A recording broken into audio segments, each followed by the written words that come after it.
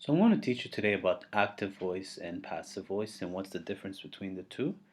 Okay, so let's start with active voice. So what is active voice? So basically active voice means that the subject is performing the verb or the action. So for example, I walked the dog. The subject being I, walked, the verb, the dog. So in essence, you're taking ownership of what you're doing. And usually for active voice, the verb will come right after the subject, as in I walked the dog. Now the next one, I climbed the stairs. So you see that we have the subject coming first and the verb coming second. I climbed the stairs. So that's the essence of active voice. It's usually used in professional writing or academic writing, and it just shows that you have a certain assertiveness. So it's mostly important to use active voice in your writing as opposed to passive voice, which is what we're going to look at next. So what is passive voice? So passive voice means that the subject receives the action of the verb.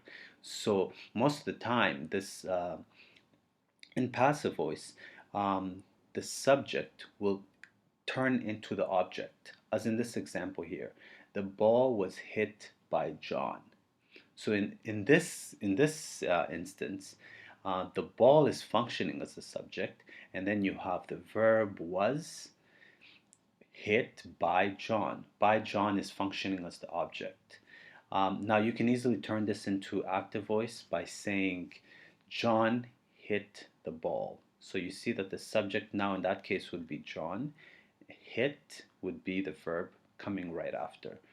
Um, so passive voice, usually it's you don't want to use passive voice in academic writing because it doesn't show a certain assertiveness. And another reason people use passive voice or you find it in writing is because maybe you're not sure of something or you don't understand something or you're not sure who you're referring to. So in those cases, that's when you might use passive voice, but in academic writing, you want to avoid it and use active voice instead. So, right, so I'm just going to give you a couple practice exercises here, and you can identify which one is the passive voice or active voice. So just give it a look, and you can pause if you like. Okay, so I hope you had enough time, and so let's start with the first one. Barry hit the ball.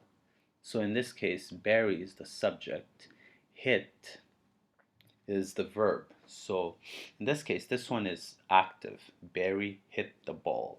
Now you can turn it into passive by saying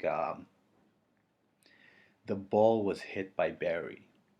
All right. So, but in this case, it's the first one is active. The second one, which is exactly what I was just telling you, is passive. So the ball was hit by Barry. So in this case, by Barry is the object, which in the first sentence was the subject.